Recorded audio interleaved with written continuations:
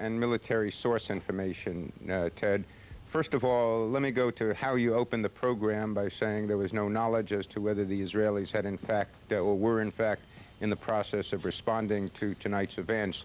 My information is that at the current time, there is no Israeli action underway, nor has there been one up until now. Number two, it was a night of great confusion. I have confirmed at one point the report did reach the Israeli embassy in Washington that one of the missiles had been, in fact, chemical or nerve gas, and Americans were informed about that. Everyone was relieved later to find out that that was not the case. Then the U.S., when the full situation was known, in many conversations with the Israelis, actually continuing conversations this evening, promised that U.S. planes, extra sorties, would be sent out immediately, and in fact they have been sent out to try to search for those mobile Scud launches in western Iraq and to take them out.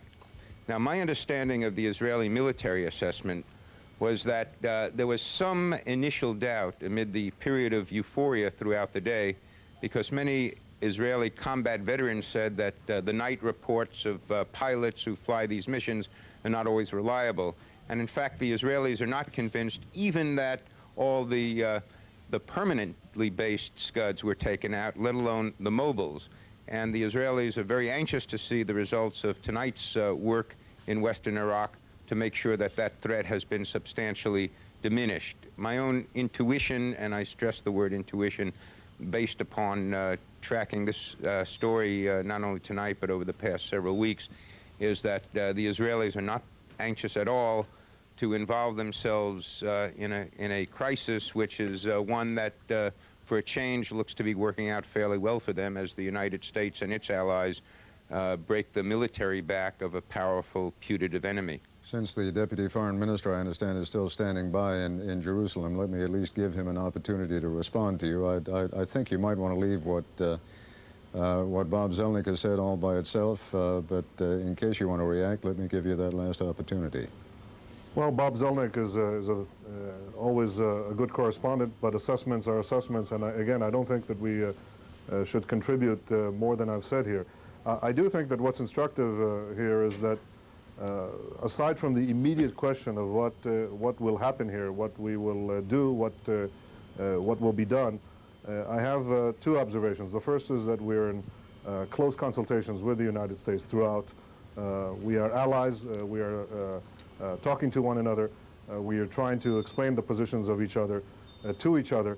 We're sovereign states, but we are very close allies. So we are independent and we act independently, but we try also to make sure that we understand and consult with each other. Secondly, I think that this is something that goes beyond the moment. Here you have, I think, a demonstration of what we've been up against all these years. These people, these Saddams, the Saddams of the Middle East, of this world, are raining down TNT onto our cities. My parents are, well, my father's over 80 years old, my mother's slightly younger. They get up at 3 o'clock in the morning to put on gas masks, and so do millions of others in Israel, young and old alike. This is what we've been facing. This is the kind of tyrant that is in collusion with the PLO. People have been asking us, why don't you talk to the PLO? The PLO is asking Saddam to gas us. This is what we've been up against, and I hope that this is the final, perhaps the dramatic opportunity for the world to understand what it is that we've been talking about all these years. Mr. Netanyahu, thank you for joining us. When we come back, we'll be joined by the former Secretary of State, Henry Kissinger.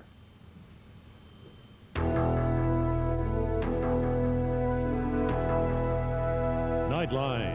ABC News coverage of the Gulf War will continue in a moment.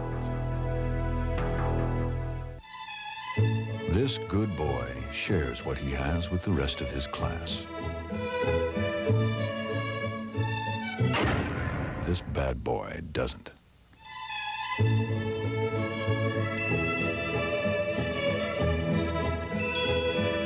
There's only one Jeep Cherokee Sport. Save $700 on new 1991 Jeep Cherokees.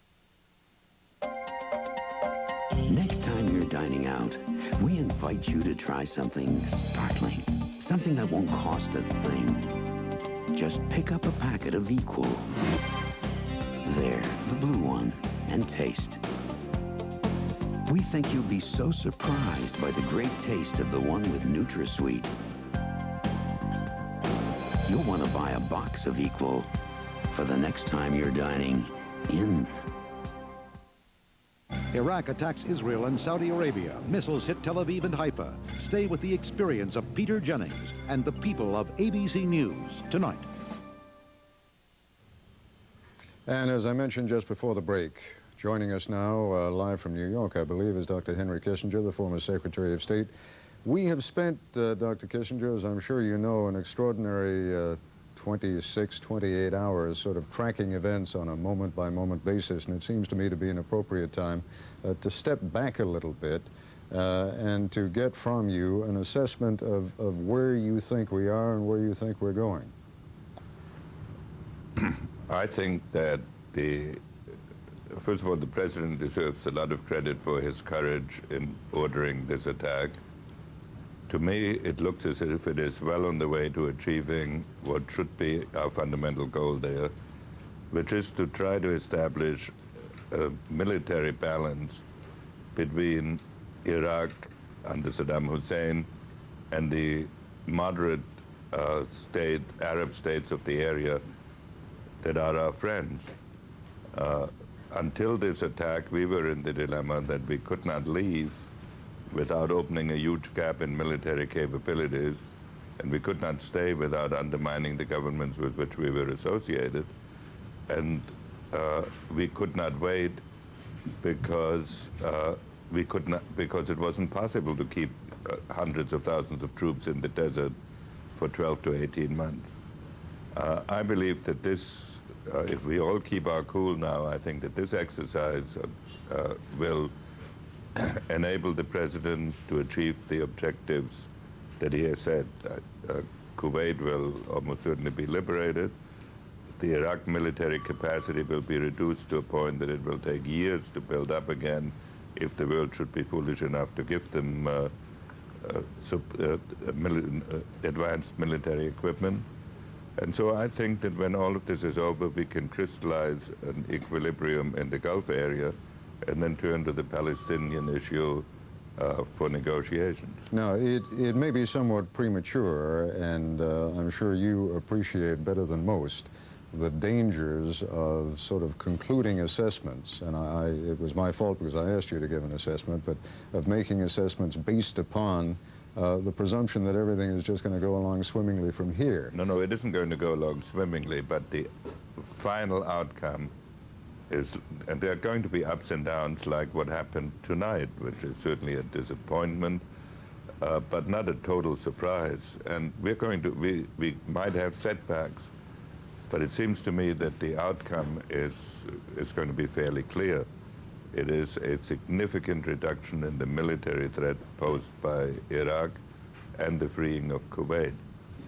The only issue is with what complication it will be achieved. You were listening, as I was, to what Deputy Foreign Minister Netanyahu had to say. Yes. And while clearly it is a terrible thing, and I'm sure he more than most is horrified by what happened in Israel tonight, nevertheless, I detected in his closing remarks in particular almost I don't want to say a sense of satisfaction, but at least satisfaction to the degree that it was like a sigh of relief, a sense that here's what we've had to contend with, and perhaps now the American public will be even more supportive of what is going on than it is right now.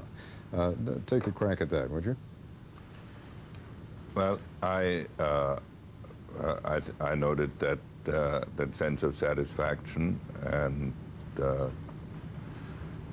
I think that it doesn't have to be emphasized quite so strongly all the time, because I think Americans now recognize that Saddam Hussein attacked a country which was not participating in the Kuwait issue at all, did it in order to provoke an attack on himself that he could then use against those Arab masses that hate Israel enough so that they will side with any enemy of Israel, regardless of who started the conflict. All of this is true, and all of this will become apparent. And in my view, it will become especially apparent to the extent that Israel shows some restraint in its response, as I believe it has and will show. So I think that part of the Arab-Israeli issue, or Iraq-Israeli issue, is becoming clear. The questions, the problem for the United States is twofold. One, if one wants to put it in perspective, one, we had to avoid having an Iraq that is too strong. The other hand, it's also not in our interest to have an Iraq that is so weak that it will tempt the adventurism of its neighbors, especially countries like Iran, because that would repeat the mistake that was made in the Iraq-Iran war, where Iran was so weakened that Iraq received a free hand.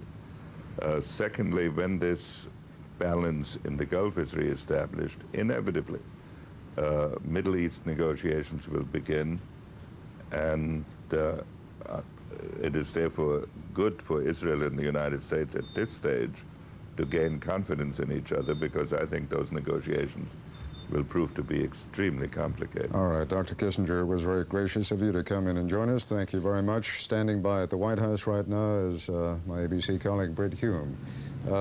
Lights still burning there? No, Ted, the lights have gone down now, and it appears that the team of national security advisors, indeed the entire Bush High Command that had assembled in the National Security Advisor Scowcroft's office, have now decided they're going to get a little rest. The sense I have, Ted, is that a major sigh of relief has been heaved here tonight after the Israelis came forward to announce what no doubt the United States government already knew, that it was not going to be flying any airplanes out to attack Iraq and carry out and in effect bring about exactly the scenario that Saddam Hussein must have wanted.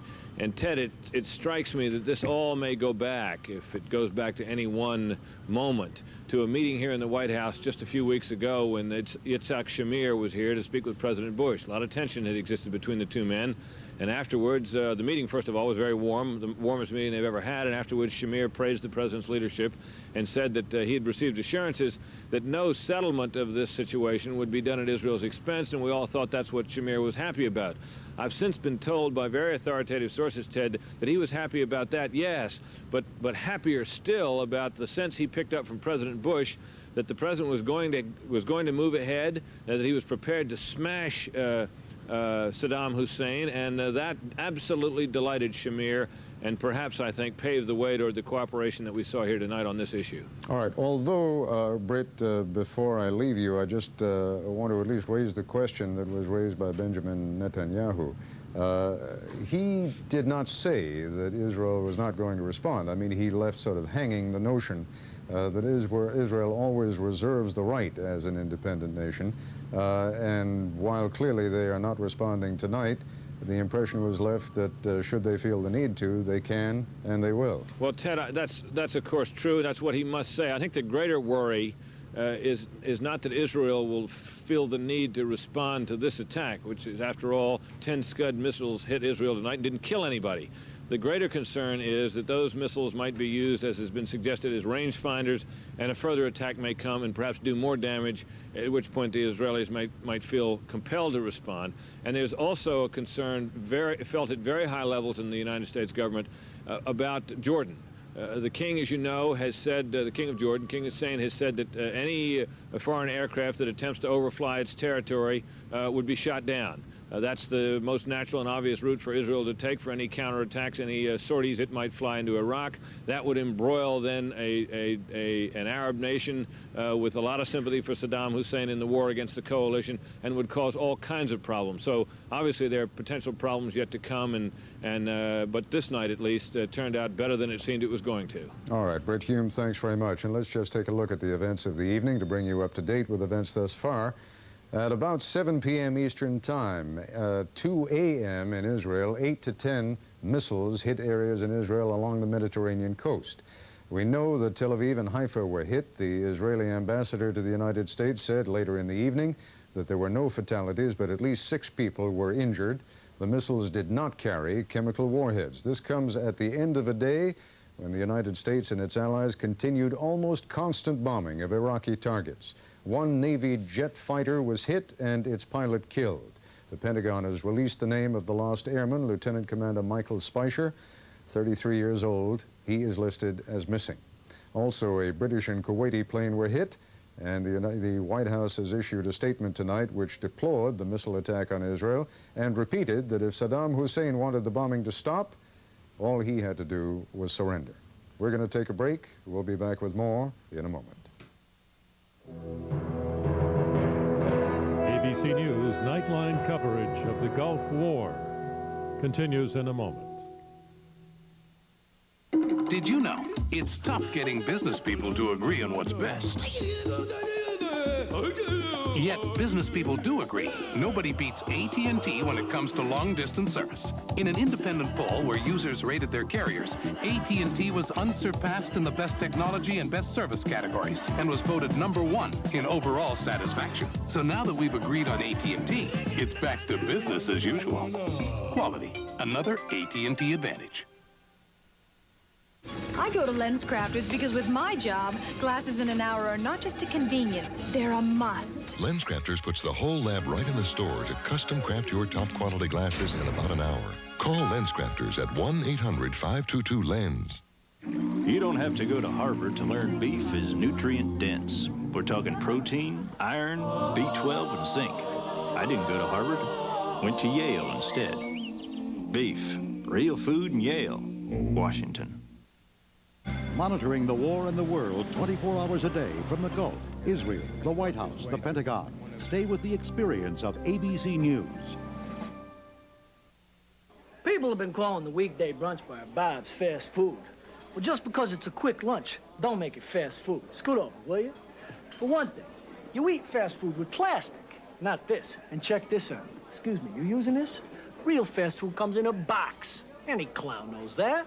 And I ask you, does this look like fast food to you? The new all-you-can-eat weekday brunch bar at Bob's Big Boy. An assortment of fresh breakfast and lunch items ready when you walk in. You're enjoying this. It couldn't be fast food. They just came in and bought out all of our Diet Coke. Relax, sir. They're just trying to crack the code for real refreshment. You get these game pieces with specially marked packages of Diet Coke, then crack the code during the Super Bowl. There's a million prizes, even... Million bucks? How'd you guess? Diet Coke. Crack the code for real refreshment. In your area, get your game piece inside specially marked multi-packs of Diet Coke or caffeine-free Diet Coke, where you shop for real refreshment. Altitude, I only heard the engines of one.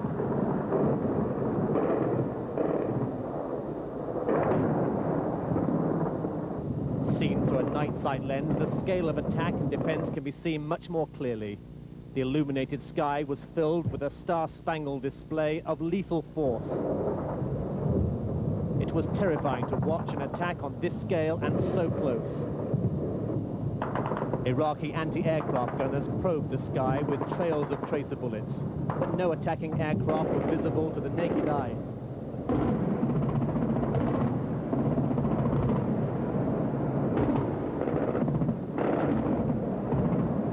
Behind this curtain of light, the electronic guidance systems of planes and missiles sent their payloads to Saddam Hussein's front door.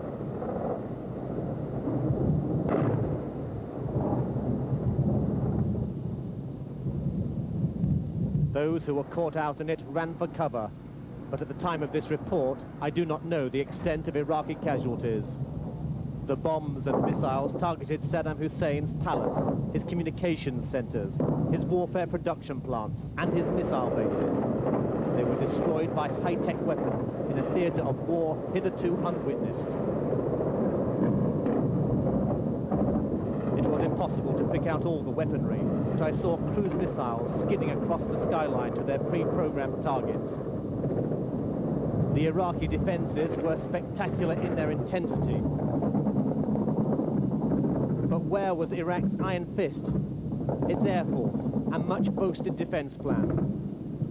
To all intents and purposes, it was non-existent in this crucial phase of the war. Minutes after Baghdad erupted into battle, the Iraqi authorities ordered all the journalists they could find to stay in a deep bomb shelter. It was safe from the falling explosives, but pitched foreigners and Iraqis side by side. The Iraqis responded with a song of defiance. There was no hostility on these faces. There was disbelief that a real war had broken out and misplaced confidence. By first light over Baghdad, the mayhem had silenced. The attack formations and incoming missiles had stopped. There was an eerie calm. This was a city stunned by the gravity and speed of action. Roads were virtually empty, but some motorists were speeding away. It was impossible to report accurately at this stage of the conflict on how much fight was left in Iraq's war machine, or what potential, if any, remained in Iraq's hands to enlarge the war zone with a strike on Israel. The city itself was by no means physically devastated, but it was in mental shock. If Saddam Hussein was not expecting this to happen after invading Kuwait, he made an historic miscalculation. Brent Sadler, ITN, Baghdad.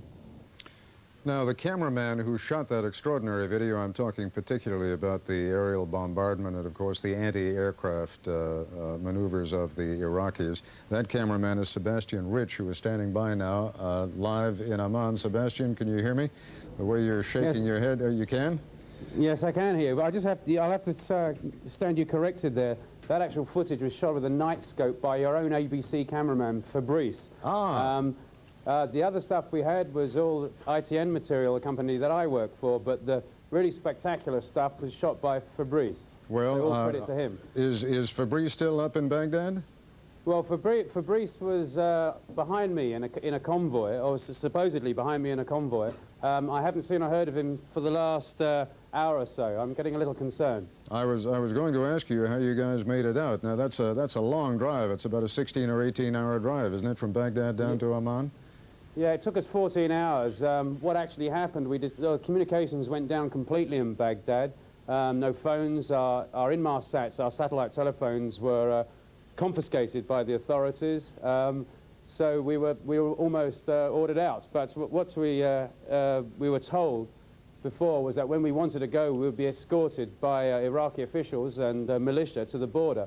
What in fact actually happened is that we were given a bit of paper with indecipherable words on it and told to bugger off to the Jordanian border, which we did. And that's what you did. It's amazing. Did you drive by day?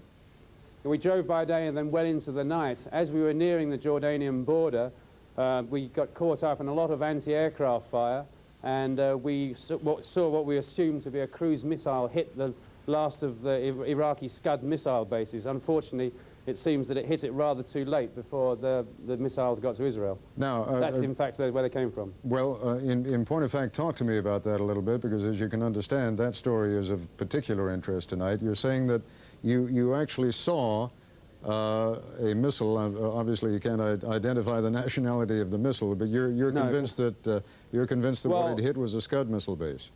Well, the Scud, we actually drove through a very known area where the Scud missiles are. Obviously, we don't know whether certain forces hit those missile bases the night before, but we've seen a couple of cruise missiles go up in Baghdad, and I now know what the intensity looks like. So I am pretty sure that's what hit we think a Scud missile base, or what was left of one. Before we go back, Sebastian, and talk about last night and what that looked like, I'd like you to tell me a little bit more about your journey from Baghdad to Amman, because if, in point of fact, you were driving through in a sense, a field of Scud missiles, I would assume that that's rather heavily guarded. Were you stopped at any points, and did you have any fear that you wouldn't be able to get through?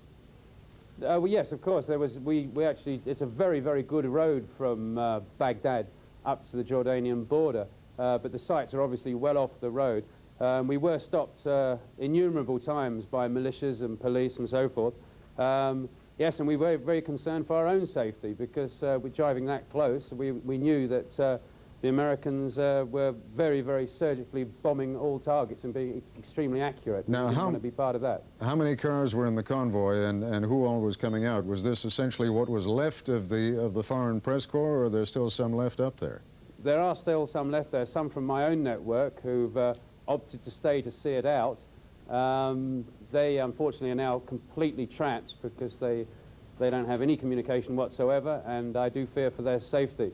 The convoy that left was our network, ITN. ABC was some little ways behind, CBS and French network, and WTN, which is World Television News. Now, forgive me for being a little bit parochial here, but who all was in the ABC car? And as you say, you were in convoy. Were you close together? Were the cars close together? No, unfortunately, it's a slightly chaotic convoy. I think ABC were the last to leave in the convoy. We actually, our drivers are getting very, very twitchy indeed, and we had to go, otherwise we'd run out of daylight. In fact, we did run out of daylight. And ABC were the last to leave. And as I say, the convoy was somewhat fragmented, and all I know is that the BBC, who are with us, are now back safe and sound, and as you can see, we're back. But as far as I know, the ABC crew have not arrived. And what about the CBS crew? CBS crew, I don't know either. I've literally been back half an hour, and obviously I've been debriefed, if you like, by my network, and as soon as I've done this, I will go and see if I can check out the guys. Yeah, I can imagine it's been an extraordinary couple of days for you and couple of nights. Take me back now to last night, if you would. Where were you physically during the bombardment? You mean the first bombardment? Yes. In Baghdad? In Baghdad. Yeah, well, we were actually in, it's probably not very good for you, but we're in the CNN Cable News Network office on their 4-wire, talking to London, and our London office had just made the decision to pull the whole group out of Baghdad on the grounds of safety. No sooner had we put down the 4-wire and walked into the hotel corridor, we heard ack-ack fire. We dived into an open doorway of someone's bedroom and saw great streaks of light go up, and then what we found out later to be the flash and enormous explosion of a cruise missile. The then immediate gut reaction is we ran down to the bomb shelter, a very secure place in the bottom of the Al Rashid Hotel, and then gathered our senses and climbed back up the stairwell of the hotel to place our cameras in the windows. And as you can see, Fabrice from your network got some quite amazing pictures. Now, how long did the attack go on? The attack went on sporadically through the night, but it started at approximately 2:45 in the morning, and the intensity was for about an hour and a half, at great intensity, and then it slackened off. The air defenses from the Iraqis, I think, were more colorful and pretty than effective. Sebastian, what we have been hearing from Eastern, and we're taking a look at some of that video now while I'm talking, so you don't have to squint into that bright light so much. But what we've been hearing from Eastern Saudi Arabia is that there is just wave after wave after wave of aircraft, U.S. aircraft, British aircraft, Saudi aircraft, heading over Iraq, and we've had the sense that Iraq has been under almost continual aerial bombardment for the past 24 hours. And yet I get the sense from you that it lasted a relatively short period of time. What happened after that? No more bombing? Well, no, but yes, there was, as daylight hours came up, there was, it intensified once again from about 9 o'clock onwards. We left, as I say, 2 o'clock in the afternoon, and then bombardment continued at 3 o'clock, just an hour after we left. And I do know that the CNN network had cut their conversations and took refuge in the bunker. Now, yes, I mean... Yeah, go ahead, Sebastian. Yeah, I mean, I have since learned that central Baghdad is under very heavy bombardment. Now, what about on that road from Baghdad down to Amman? I realize it's a huge country, but did you ever see any formations of aircraft flying overhead? No, nothing at all, nothing whatsoever. We just saw a few Iraqi military trucks and the guys that stopped us and searched us. I mean, so the material that you've been watching, the Brent Sadler cut spot, was spent 14 hours in my underpants. So it was a little bit sweaty for your editor to cut. Yes, well, it gives us particular relish to know where it's been, Sebastian. But the as far as the bombardment is concerned, I'm just astonished that you folks were actually allowed to make it out and that you weren't accosted in any way by Iraqis when you were. Did you walk through the streets at all? I mean, before you came out? Well, no, we weren't allowed to take the cameras into the streets, but we were allowed to look around. and we did see that the Ministry of Defence building had taken what appeared to be 3 hits, and the telecommunications tower had the back missing off it. But back to being accosted, yes, we were fairly well strip searched at the Jordanian border. I do know that NBC's material was taken off one of the carriers. I think the BBC were carrying NBC's rashes and cut spots, and they were taken off. All film, all photographic film, was ripped out of cameras, certainly out of my camera and Agency France Presse. I think photographer. They were physically removed out of the cameras. Now, did you have a chance to walk through the streets of Baghdad at all before you left? Only outside the hotel. It's just before we left, as I say, the ACACs were starting again, and it was ill-advised to go walking in the streets. All right, Sebastian, anything you feel I've left out? I realize you probably want nothing more than a hot bath and to go to bed and go to sleep, but yeah, go ahead. I'm looking forward to having a hot bath and going to sleep. My main concern is that your crew and everyone else's crews get out safely. I think that's going to be a problem for them because, as I said before, law and we were under very strict control in Baghdad. We always had a minder, or a government official came out everywhere with us where we were filming. Now that seems to have gone, as we say in England, straight out of the window. Everyone is just left to what appears to fend for themselves. So my main concern is that the rest of my team get back, your team get back, and everyone else gets the hell out of there. Well, that certainly echoes our concern too, and congratulations. We're awfully glad that you're out safely, and obviously our prayers go out to our ABC colleagues who are, I hope, on their way out, and if you see them, tell them to call quick, will you? We will, as soon as I can. Sebastian Rich, cameraman for ITN, just back from Baghdad in Amman, Jordan. I'm going to take a quick switch now from Amman back here to Washington and to the Pentagon, where our Pentagon correspondent Bob Zelnick is standing by. Bob, you have new information on additional casualties? Yes, Ted. Sources in this building say that a second Navy plane is missing and in all likelihood shot down over Iraq as a result of action this evening. The first one that you reported was shot down by a surface-to-air missile over Iraq last night. As far as any other details, they're just not existent right now, not even whether it was an A-6 or an F-18 or whatever type of plane. But you're still under the impression, Bob, as we are, that the sorties are just continuing in an almost endless stream. Is that right?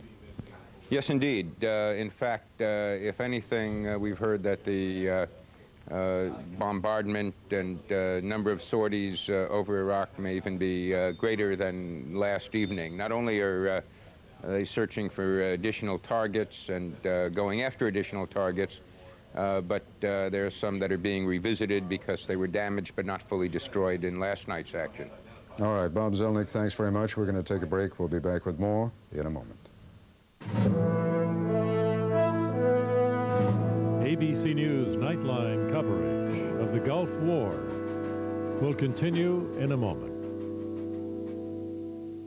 Just how often have you dropped what you're doing to get to a sale and thought, this is all that's on sale? Well, come to the National Home Appliance Sale at Sears Brand Central, okay? America's largest appliance sale with virtually every major brand on sale. GE, Whirlpool, Kenmore. Ooh, save 130 clams on our 22 cubic foot Kenmore side-by-side. Look at that thing. 75 on our huge 21 cubic foot Kenmore. Right now at Sears Brand Central. But you better hurry before you're left out in the cold. Know where I am? I'm at one of the finest resorts in the world. I love it because everything is right here. I can relax in the sun, eat marvelous food, enjoy a room with an ocean view. There's fabulous entertainment, friendly service, and it's all included in the price. But what makes this resort really fun is that it takes me to some of the world's other great vacation spots. Take a 3, 4, or 7-day fun ship vacation on Carnival, the most popular cruise line in the world. Some cars come and go, but every once in a while, they dance. Introducing the new G20 from Infiniti. A mid-sized luxury sedan that offers lots of room, all the amenities, and a nimble spirit that's every inch an Infiniti. Care to dance?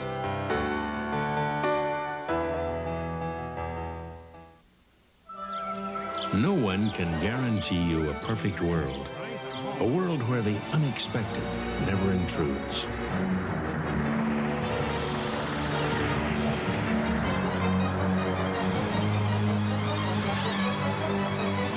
But some of us know we'll be taken care of quickly and compassionately.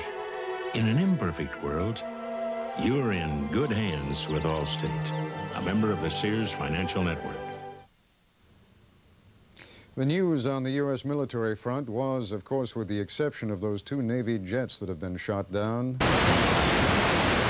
And the good news, euphoria throughout the country after many days of nervous tension. But is that feeling premature? Here's Nightline correspondent Jeff Greenfield.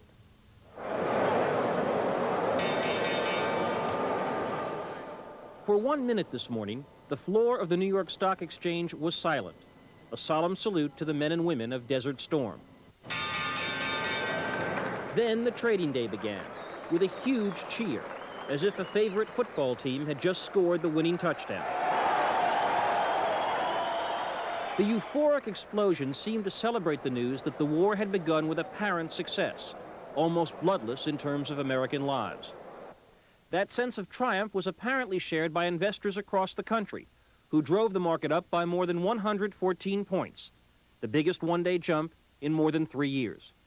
In the Gulf, some of the flyers just back from the first missions of the war talked like members of a winning team. It's just like a football game, too. Once you get airborne and you get the jet under you and you start feeling good, then you just start working your game plan. It's like being a professional athlete, never playing a game. Today was the first game, and the enemy didn't show up. The opponent didn't show up. We went out there and ran our first play, and it worked great.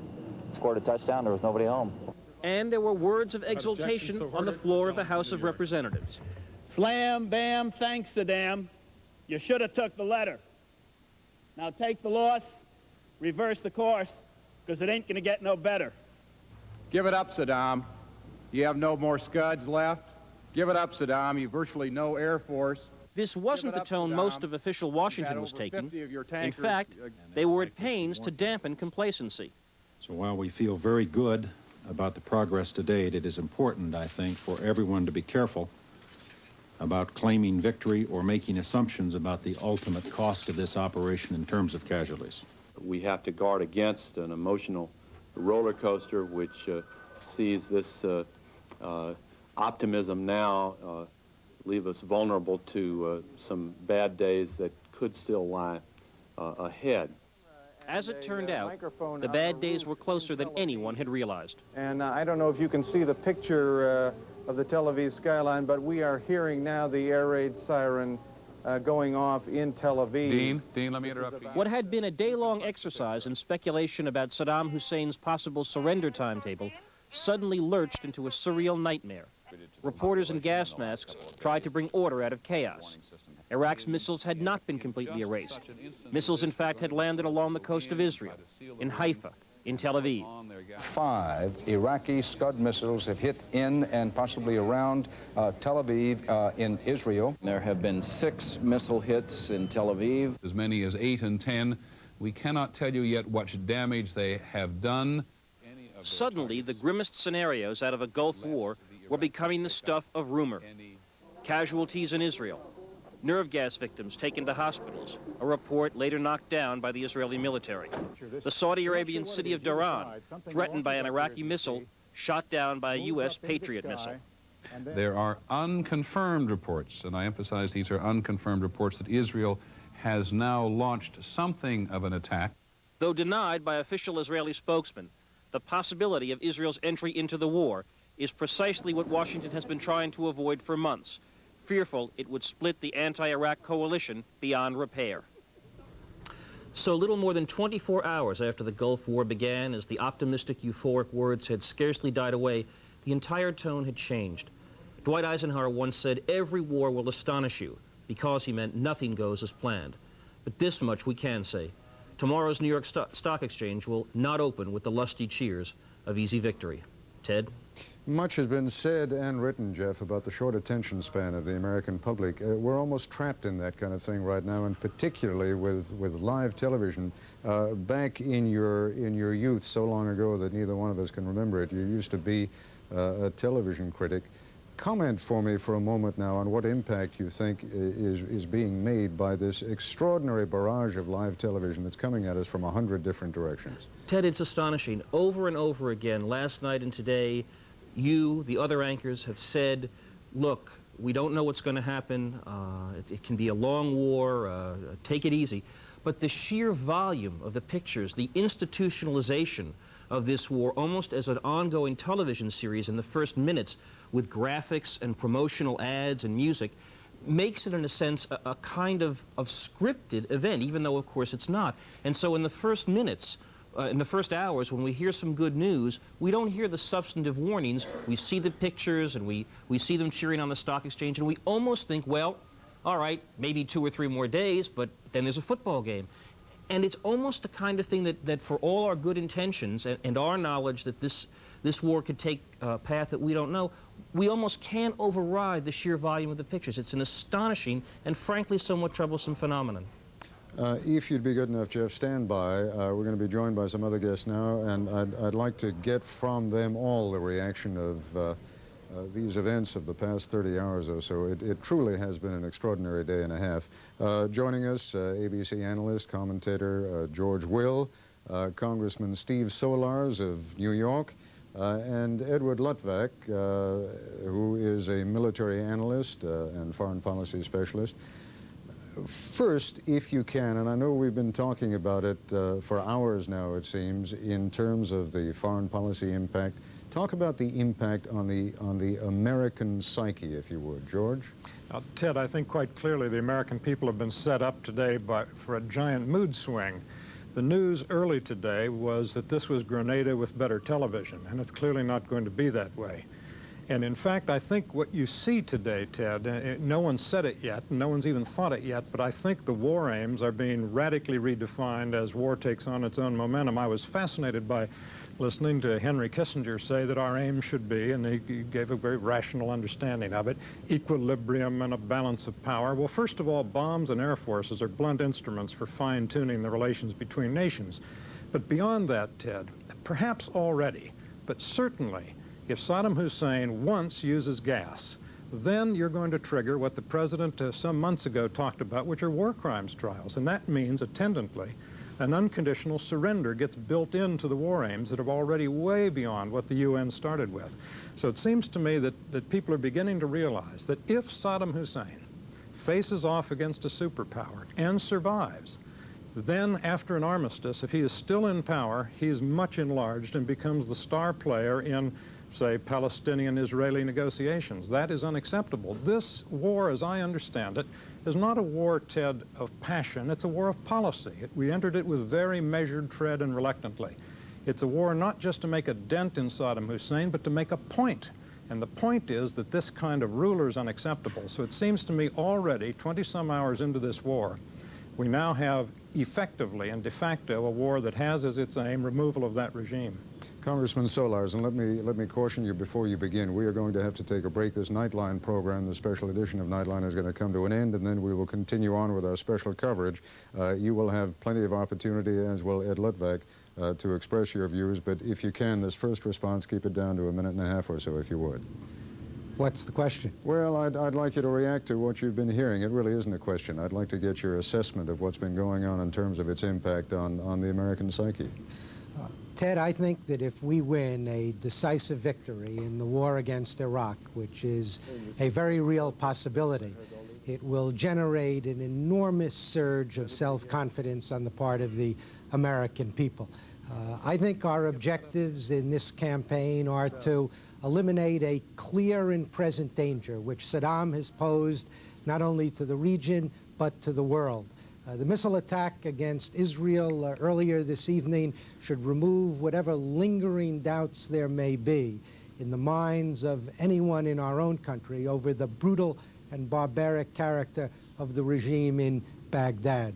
So at the end of this first day of the campaign, it's quite clear that it's not over. It has a way to go. There are clearly going to be casualties. There'll be downs as well as ups. But I think on balance, we can look forward to a decisive American victory. Ed Luttwak, when I hear, and we're not going to have to take that break now, I'm told, so we're just going to continue with our coverage, but when I hear Steve Solar say it's not over, there are clearly going to be some ups and downs, nevertheless, the implication of that seems to be, the suggestion is that in some respects it is all over but the shouting, and yet this could still be a very long, a very bloody, and a very painful experience, couldn't it? Well, if you want to measure the time, just take the numbers which have been published about sorties. Let's say you've flown 1,000 sorties. Let's say you've covered 1,000 targets. There are about 25, 30,000 targets. So what we are facing in the days ahead is bombing, day after day after day. And therein lies a danger. This evening, we have seen all the trauma that was inflicted on Israelis because of this theory here. This is the Middle East expert Peter Jennings' theory of great sensitivities in the Arab world. They're so sensitive in the Arab world that if the Israelis had taken precautions by removing those missiles concurrently, then the whole coalition would have broken up. The Saudis would have given up defense just because of that. The danger for us is that the same exaggerated sensitivities that are now removing crosses from our chaplains' lapels will cause the bombing to be interrupted prematurely. And then with the suggestion that from then on the ground forces can do it. Now, apparently 7 Israelis were wounded tonight, perhaps more.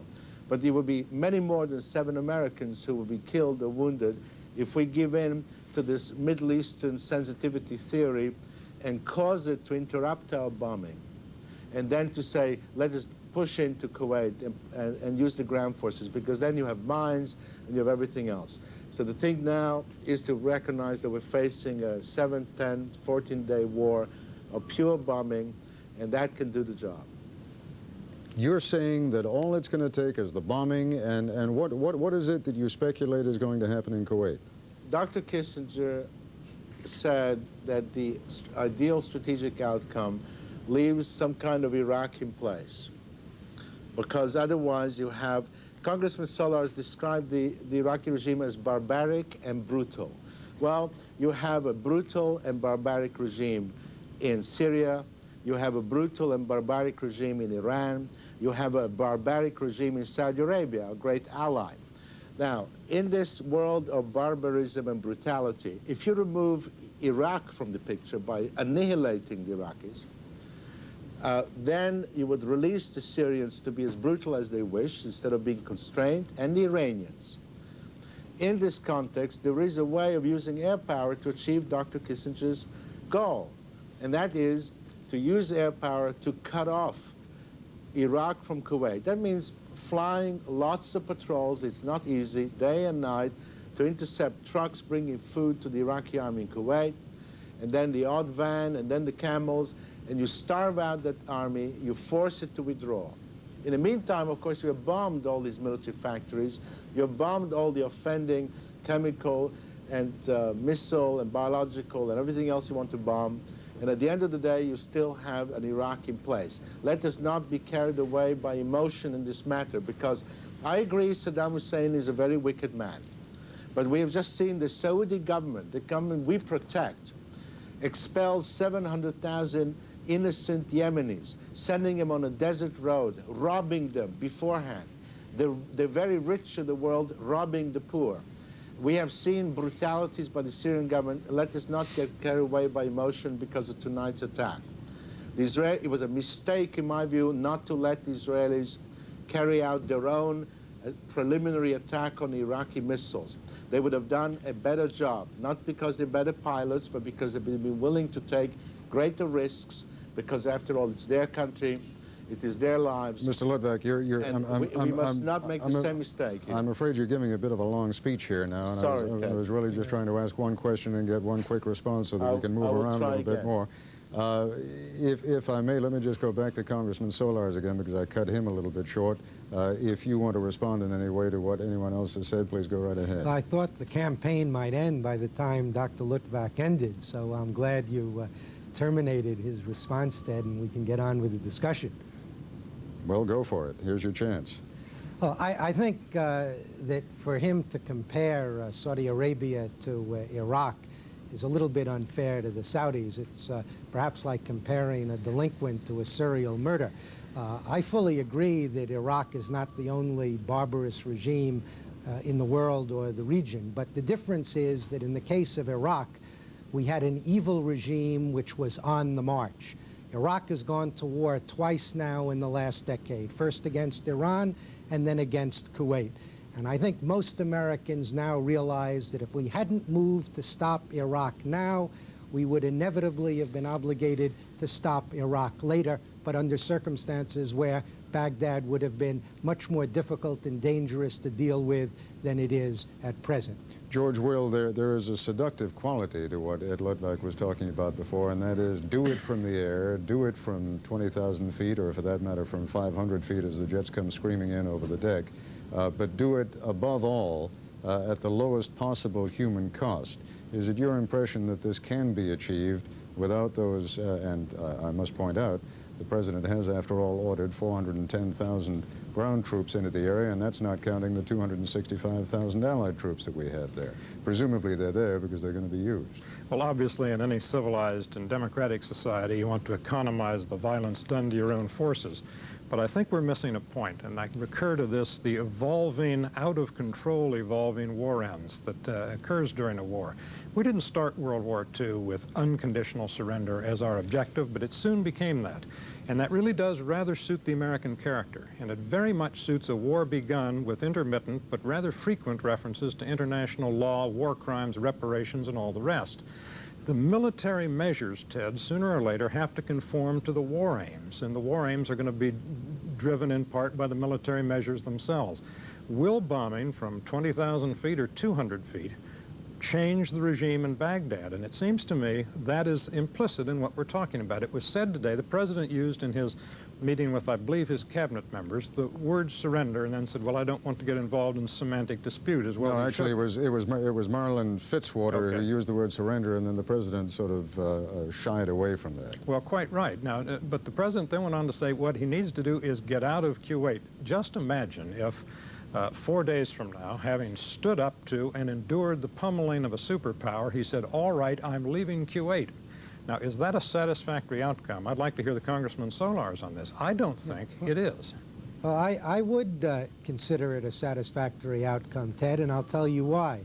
Not only would we have achieved our objective in liberating Kuwait, but we would, in the process, also have destroyed Saddam Hussein's weapons of mass destruction. But, Congressman, would he not then emerge, A, enlarged, the oil flows out, the money flows in, he replaces the weaponry, and then where are you? This coalition, once dispersed, will not be easily reassembled. I don't think he would have emerged enlarged, George. In fact, I think there's a real possibility under those circumstances that elements within his own military might very well take power into their own hands and overthrow him. But even if he survives politically, his military power would have been greatly diminished.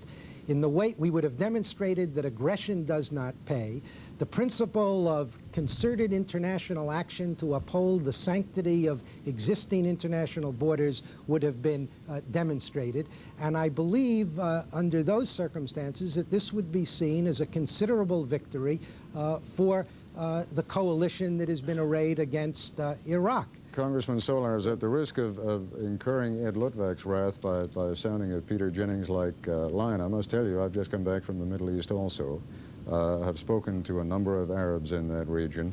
And whether he wins or loses militarily, I'm speaking about Saddam Hussein, I'm telling you that he is going to emerge from this, alive or dead, as a gigantic figure, at least among the Arab man and woman on the street. Well, Ted, my main concern is not the extent to which Saddam Hussein, dead or alive, is a mythic figure.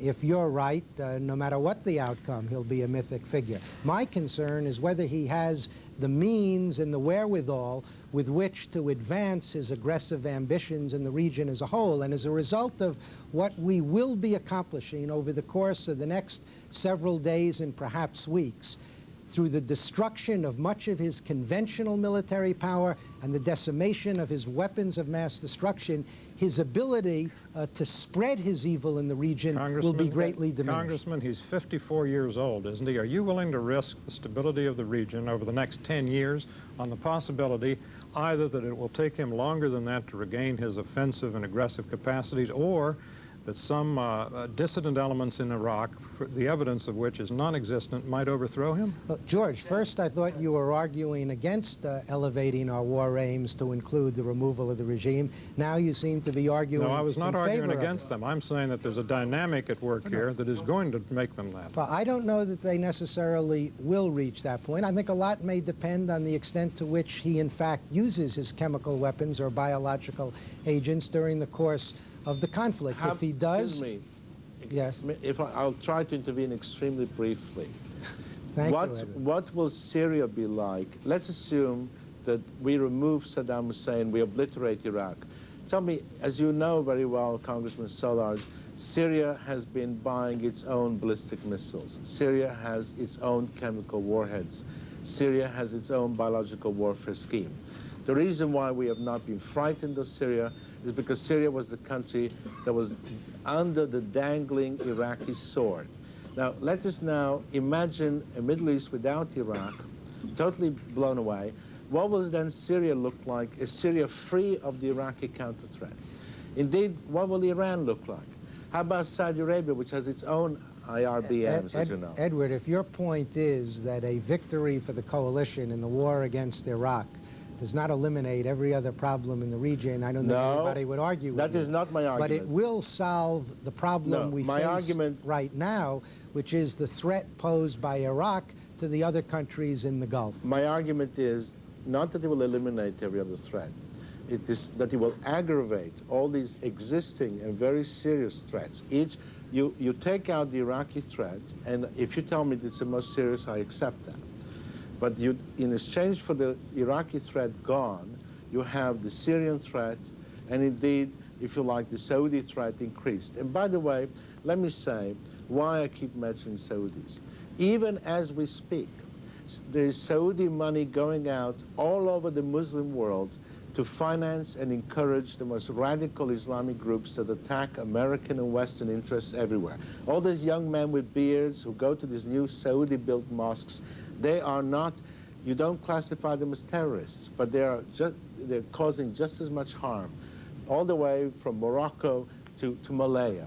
We have to, I think, as we contemplate the horrors of Saddam Hussein, we have to be realistic about this. And I think Ted is quite right in saying that the man could become a hero. But that is not our guide either. Because after all, in the Middle East, if you kill some infidels, you automatically become a hero because the number of the faithful that also get killed don't count because they go up to heaven. There's a religious logic here that we can never defeat. Gentlemen, let me ask you all one more question, and then we're going to bring this particular segment to a close and continue on with the rest of our coverage. And I hope we'll be able to go live to Dahran in eastern Saudi Arabia and get a sense of what is happening there now tonight. One more question to each of you, and George, I'd like to pose it first to you. If America ultimately, and if the Allies ultimately win, what does that do in terms of establishing the United States indisputably then, not only as the global superpower, but also as the regional superpower? Ted, you say if America wins. One of the oddities of this war that we entered with, as I say, such measured tread and with such notable reluctance and absence of passion is that the outcome is not in doubt, the military outcome. The political outcome afterwards, no one can tell. But militarily, Saddam Hussein knows, and we know, that if the war goes to a military conclusion, as opposed to a political armistice, we win. Now, let me interrupt you, George, because I'm not sure I can accept that, and let me explain to you why. Saddam Hussein has said on numerous occasions, I heard it said to me again through someone with whom he had spoken only a few weeks ago, I can accept, says Saddam Hussein, 200,000 dead. Iraq will accept that. The United States, after they have 10,000 dead or 15,000 dead, they can't handle it. I'm not as sure as you are that this can necessarily be won militarily if indeed it goes to a ground war, and if indeed it is a protracted war, and if indeed there are high casualties? I think there might be a period of extraordinary recrimination and recoil, but I think America would win it. I think that is the real lesson of American history. Someone should send Saddam Hussein the PBS series on the Civil War. America has a history of taking casualties, but let's hope it doesn't come to that. As to your question, the premise of this war and the logic behind the rather vacuous phrase New World Order is that with the Soviet Union gone, we're now entering a period in which wars will be made obsolete by perhaps the example of this one, and therefore we will enter a rule-making period where rules will be written, and the United States sword, being the mightiest in the world, will guarantee that the United States pen will be the one that predominates in the writing of the rules. In that sense, I think it's not an irrational hope that the President has that this can be not the end of a particular period, but the beginning of one. Well, gentlemen, let me just interrupt my own question in your answer to read you an urgent that has just moved over from Reuters from Jerusalem. I'll read you the whole story. It's relatively short. Lieutenant General Dan Shomron, Israel's chief of staff, said on Friday that Iraqi missile attacks cannot go without a response. Such an incident requires a response, he told Israeli television.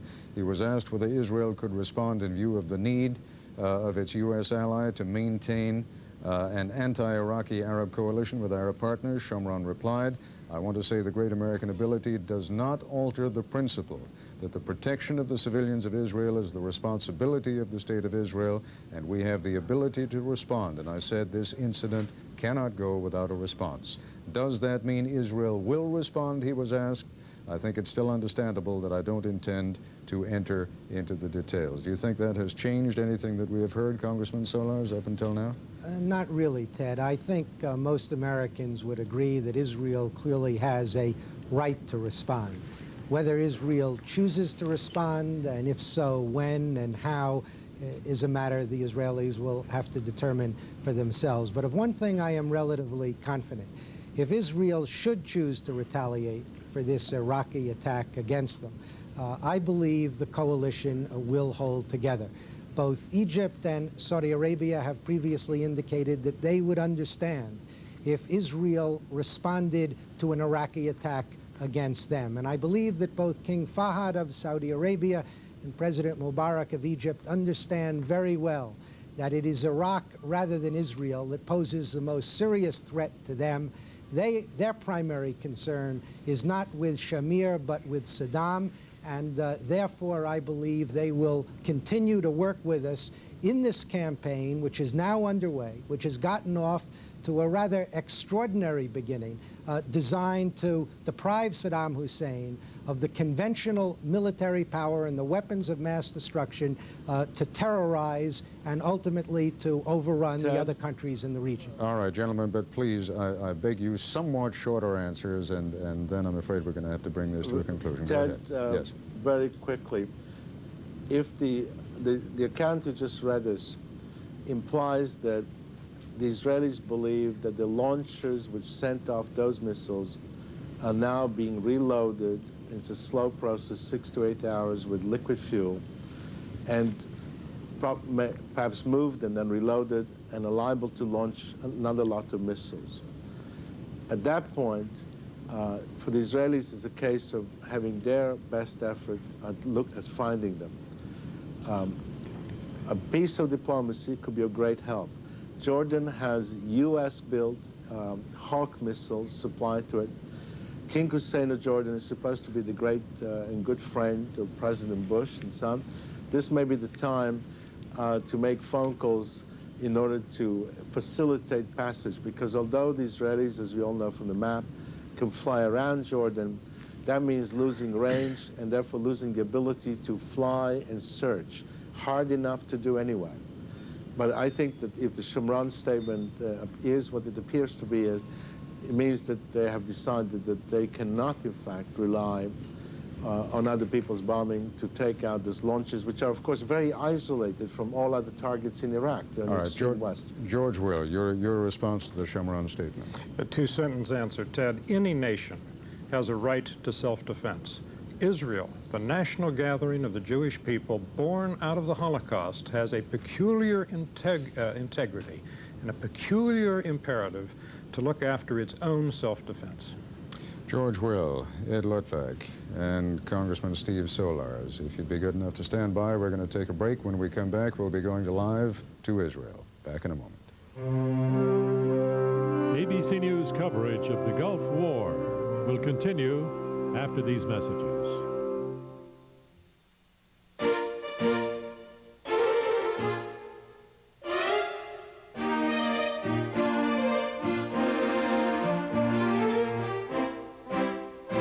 If after test driving a Sterling, you find another car with all of its standard features and appointments for $28,500 or less, we'll do more than congratulate you. We'll buy it for you. The Rape of Kuwait, a book filled with the cries of a terrorized nation. These are the stories of some who escaped. The Rape of Kuwait. Read it, and you'll know why we're there. No one can guarantee you a perfect world. A world where the unexpected never intrudes.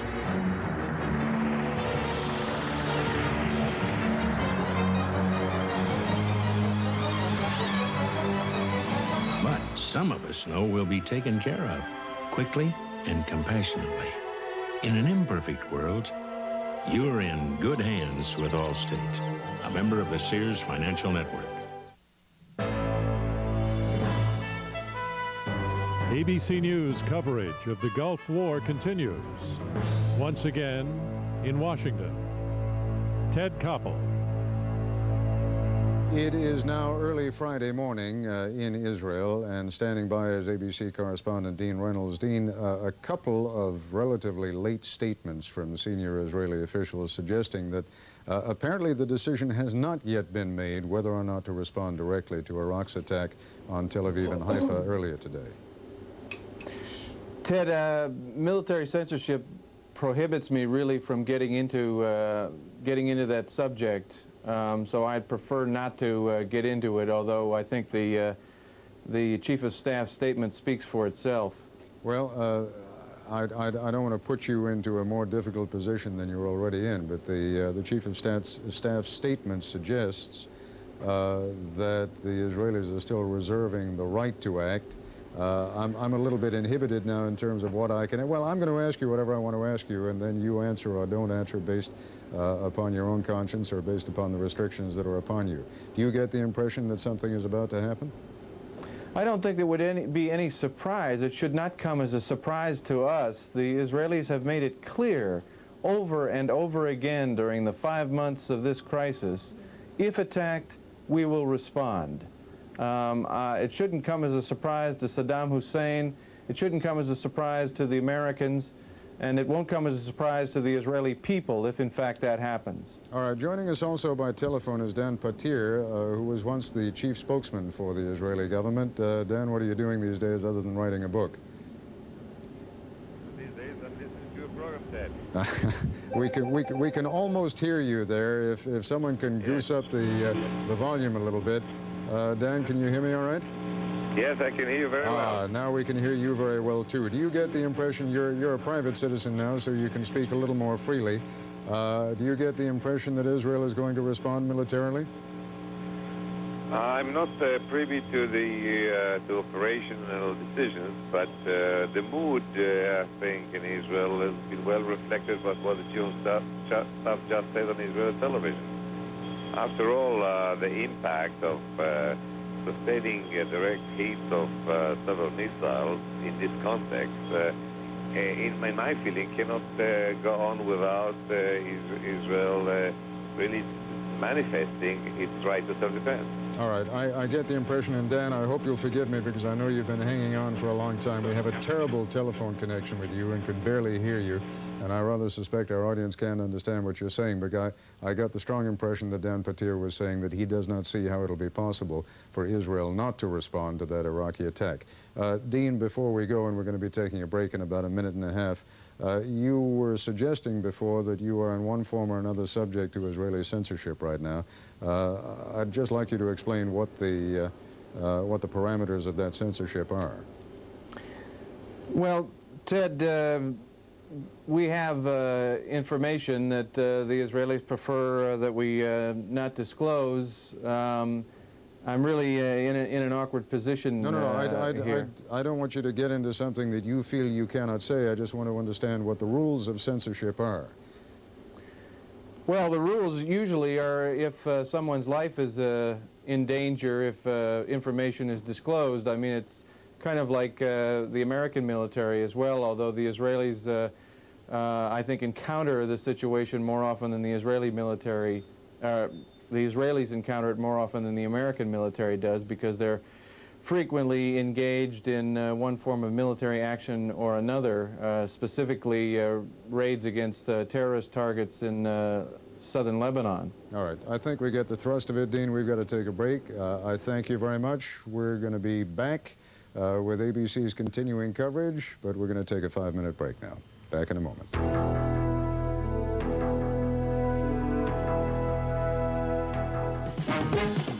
This is an Action News special report. War in the Gulf. Hello, I'm Rob Jennings. As the Iraqi missile attack on Israel continued, the situation was being monitored by ham radio operators around the world. One of them is Bob Brown of Lansdale, Montgomery County. Action News cameras looked on tonight as he listened in to Israeli state radio broadcasts during and after the missile attack on Tel Aviv. There has been a missile attack on Israel. Residents are instructed to remain in sealed-off rooms but may be without the gas masks. A short while ago, Gush Dan and Haifa residents were told to put them on. You can take them off now.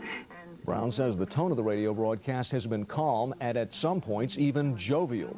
Security has been beefed up to the highest level at Philadelphia International Airport because of the possibility of terrorist attacks in this country. Here's Action News reporter Rick Williams. For most of the night here at the airport, even after the passengers were all gone, security remains tight here. The airport is in a code 4 alert. That is the highest level of security for any U.S. airport as ordered by the government yesterday. And according to FAA officials, code 4 will remain here at the airport as long as there is a threat of terrorism. This has been the scene at the airport all day. Increased security personnel just about everywhere you look.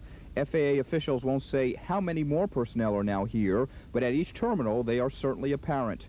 There's also increased surveillance at the gates. No one without tickets can go through the security checkpoints and must now remain on the concourse. And carry-on baggage is now being scrutinized much more closely tonight. Do passengers mind all of these additional hassles? The ones we talk to say not in the least. In fact, few are worried about any acts of terrorism, at least not on domestic flights. I wouldn't want to go outside of the country right now. We're just going to St. Louis, so it's not that big of a deal. I would probably think twice about flying to places near the Middle East, something like that, you know, closer to the action. But I think even flying to Europe is probably not... I wouldn't really worry about it too much. We are told that there are a number of U.S. airports that are reportedly on a terrorist hit list. But according to the FAA, the Philadelphia International Airport is not on that hit list. But still, no one here is taking any chances. Rick Williams, Channel 6 Action News at the Philadelphia International Airport. As Delaware Valley residents continue to absorb the news from the Persian Gulf, some took to the streets once again tonight in protest. An anti-war protest that started with just a handful of people this morning swelled to an estimated 1,100. The crowd surged along Market Street between City Hall and Independence Hall, and at one point linked up with another vigil being conducted by homeless activists. The anti-war forces were confronted earlier today by supporters of U.S. Persian Gulf policy, led by Philadelphia City Councilman Francis Rafferty. We'll be standing by throughout the night to bring you the very latest developments on the Persian Gulf War. I'm Rob Jennings. We'll see you later on.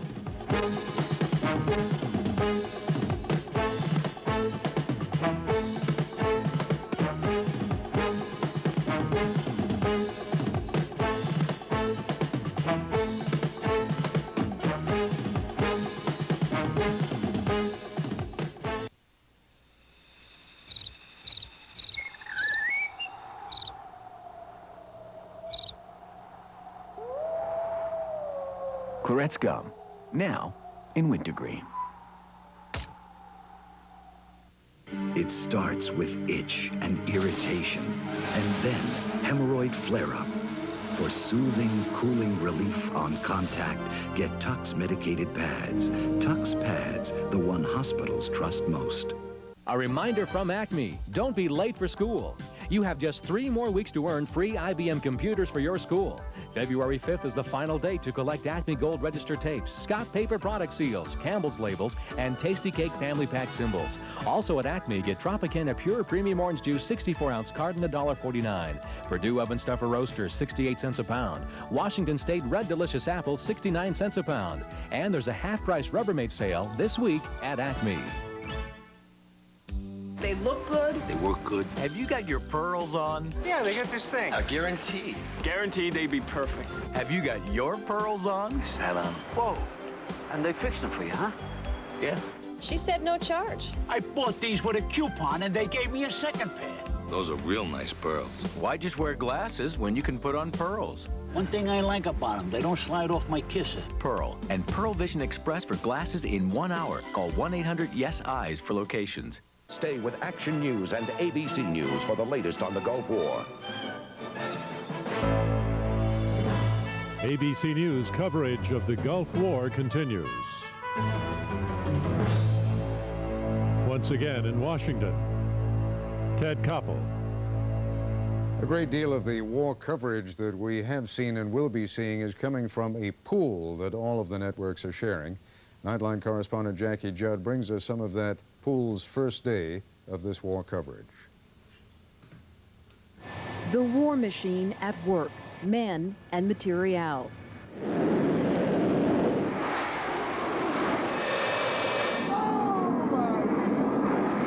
As Desert Storm began, it was for some an odd mixture of exhilaration and anxiety.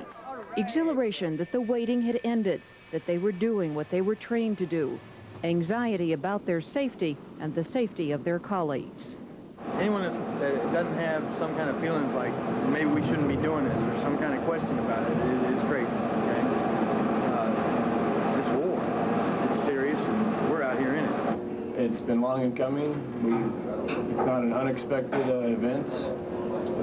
Mr. Holder told you earlier, Saddam Hussein has been told repeatedly to pull out, and he's chosen not to. And we are ready to do whatever it takes to back up our government and their decision to force Iraq to leave Kuwait. These are some of the latest pictures from Saudi Arabia. British tornadoes taking off from a Persian Gulf base for yet another bombing run. The missions are taking place at a remarkable pace. According to the Pentagon, more than 1,100 sorties in the first 24 hours of Desert Storm. Captain Steve Tate with the Air Force Tactical Fighter Wing returned from his mission, one of the first, something of a hero.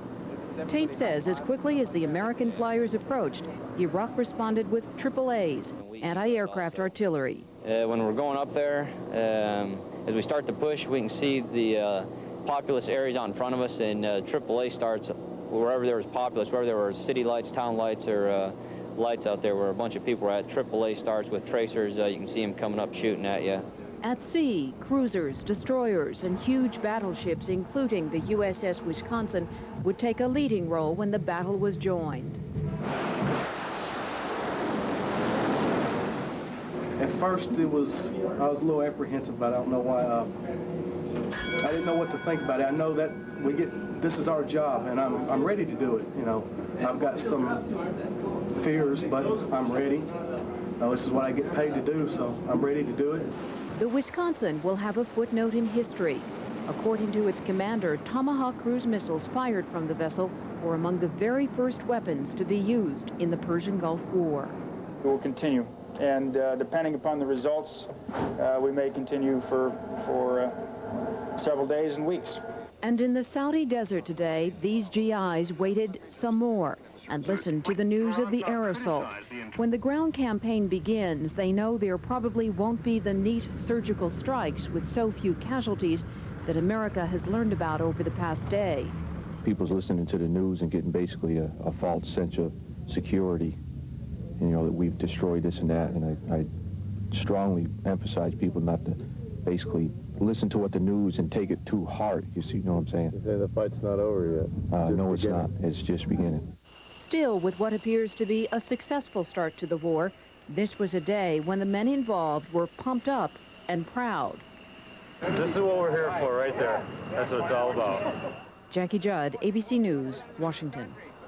And standing by now live in eastern Saudi Arabia, where he has been reporting this long day, all day long, ABC's Forrest Sawyer. Forrest, what time is it there now, 9 o'clock in the morning? Yeah, I'm not sure, Ted. It all runs together. It's about 9:03. All right, what's going on? Well, it's rather quiet now. You know, earlier this morning we saw a lot of activity, saw a lot of tornadoes lifting off. Those are the British and Saudi fighter bombers, F-15 fighters lifting off from this Royal Saudi Air Force base here. But over the past, I guess, an hour and a half or so, it hasn't been very busy at this particular air base. That doesn't mean, of course, that there are not sorties still going on, because they're lifting off from all sorts of places, other bases and carriers throughout the region. We heard a suggestion in that compilation of pool video that Jackie Judd put together for us. We heard a suggestion from this one Navy captain that it's entirely possible that this aerial bombardment could go on not only for days, he said days or even weeks. I realize the briefings you're getting are kind of limited in terms of any specifics, and certainly they're not giving you any kind of a precise chronology of what's going to happen. But what's your impression? How long do you think we are going to be sitting here night after night, day after day, covering what appears to be an initial softening up phase, but one that is not as short as I think some of us believed when it began? I don't think it's as short as a lot of people believed either. General Schwarzkopf has made it clear that he does not want to commit his ground troops until his Air Force has done the job. That means, first of all, that they've got to move in and knock out the command and control centers. They've got to take out those Scud missiles. They're working on that right now. And they've got to take out the SAMs, the surface-to-air missile batteries, and there are a lot of those, both handheld and immobile. That's got to be done. You've got to take care of the logistics and transportation, so that means carpet bombing between Basra, above the Kuwaiti border, and Kuwait, knocking out any possibility of getting supplies in there. And after he's done all of that, after he's hit these hundreds and hundreds of targets, including air bases so that the runways are chopped up, including the Air Force, then he's got to start moving in, knocking out the thousands of artillery guns that he's got, and the tanks with Apaches and A-10 Warthogs. After that happens, finally, he's going to commit his ground troops. And frankly, I think it could take 10 days. I think it could take 2 weeks before they even consider putting in ground troops. General Schwarzkopf, I've just learned, is going to be giving a live briefing tomorrow morning at 7 Eastern Time. That's 7 a.m. Eastern Time. Peter Jennings will be here at that time to bring you that briefing live. We are going to show all of you in a moment, and those of you who have been with us throughout the day and have been watching throughout the evening have seen this video before. Before we show the video of a Patriot missile taking out what appears to have been an incoming Iraqi Scud missile over Saudi Arabia, I'd like you, Forrest Sawyer, to explain to us what those Patriots do and how they function. Well, the Patriots are anti-missile missiles. They're a defensive system that has not really been tested in combat, and I believe it has now been tested, and it was tested just a little ways from us, as a matter of fact, when there was a Scud that was coming in. It is a radar-seeking missile, excuse me, it's a heat-seeking missile. It will track the incoming Scud, whatever it may be. It'll lift off and then follow its trajectory to that missile. It is astonishing how very quickly it can react, and as you watch this video, I think you'll be able to see exactly what I'm talking about. It's all right, just luck, as a matter of fact. Let's take a look at the video, and you're going to have to follow that point of light. That is the Patriot missile, and you'll shortly see an explosion in the air. There you can see the reflection of the explosion against the night sky in Saudi Arabia. Forrest, the only question I have to ask you is, it suggests that there was only one Scud fired against Saudi Arabia, because there are no reports, are there, of any Scuds landing in Saudi Arabia? Well, that appears to be the best we can fathom from that. It's pretty clear there was a Scud that was launched here, and it was launched toward this eastern Saudi Arabian city where I'm located, and I'm not permitted to mention the name. And it was right on target. It wasn't far from here, but the Patriot did its job perfectly. Actually, even as I said that, I realized it was kind of a dumb thing. It's sort of the old philosophical question of whether a tree falling in the forest makes any noise if there's no one there to hear it. We happen to have a camera that was there and shot that particular intercept, but it's entirely possible that there were other intercepts over the skies of Saudi Arabia. But in any event, the point I was trying to make, and I don't think, Forrest, that you've heard otherwise, is no missiles have landed in Saudi Arabia. Is that correct? We haven't heard of any missiles landing in Saudi Arabia. It's still the same problem. We've got some jets that are lifting off over there, which tells you that the sorties are still going on. I believe we would have heard about it On the other hand, Ted, we made inquiries about this Patriot missile. We might not have heard about it at all if we hadn't pursued the matter. So whether there were other Patriots that did their job or not, we can't say. Forrest, I don't have any way of knowing, and I'm not sure if you even know, how many American journalists, and for that matter foreign journalists, are over there in Saudi Arabia. And give us a little bit of background of how you are briefed and how you get your information, because you are somewhat inhibited in terms of where you can go and how you can go. We're thoroughly inhibited. I know one journalist who said it's a little like trying to report from a prison cell. There are, right around Dhahran here, registered some 400-odd journalists. And so far here in Dhahran, we haven't had a single briefing, Ted. We were told that there would be a lot more briefings coming out of Riyadh, and those have been few and far between as well. Now, what we have gotten is the opportunity for pools, that's to say people who pool their resources and go out in groups with the military, with military escorts. They're taken to particular locations that the military wants them to see, and then they file their reports and they come in. The video comes in so that we can watch it, and the written reports come in from both the television journalists and from the print journalists. That is really what we're working on here, and then whatever sources we can scratch around and find. And they are few and far between here in Saudi Arabia, I can tell you. That's why the information has been so slow coming out of here, Ted. We've got a very sketchy picture of what's actually taking place. Who does the briefing? Is it the Saudis? Is it the Americans? Are there joint briefings? Well, they're both, actually. There is a Saudi briefing that takes place, and in Central Command in Riyadh, there is a briefing that is done by the Americans, but they haven't been moving along quite as often as we'd like. How often do you get them every day? I'm not in Riyadh, so I'm not entirely sure. They're supposed to be at least once a day. Barry Dunsmore is there. I realize we're both tired. You said you weren't supposed to say it. You've said it twice now, Dhahran. Explain something to our audience and explain it to me. It sounds awfully silly. You know it, we know it, the Iraqis know it. I mean, there's no secret as to where you are and where those air bases are. Why are such foolish little things considered out of bounds? I don't know. I think that they've decided to put out a blanket rule. I'm sorry that the word slipped out, but you see how easily that can happen.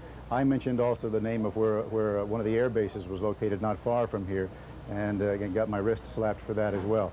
Clearly, the Iraqis know exactly where this is. They know where these other air bases are. I think that the military has simply decided, if they put out a blanket rule that says, don't ever tell them where you are, don't ever tell them where the troops are, maybe then the thick heads of the journalists would be able to operate correctly, and they would not put out those locations. I think that's sort of what they're operating on. But in terms of covering this story to date, kind of frustrating, huh? Thoroughly, absolutely, and completely frustrating, Ted. All right. Forrest Sawyer, thanks very much, and we do appreciate, even though you're inhibited in terms of what you can say and the information that's available to you, appreciate the fine job you're doing in telling us at least what you can. We're going to take another short break now. When we come back, we're going to look at a compilation of the attack against Israel earlier this evening, and then we'll be talking to a couple of sources who will, I hope, put that into somewhat clearer perspective also. Back in a moment.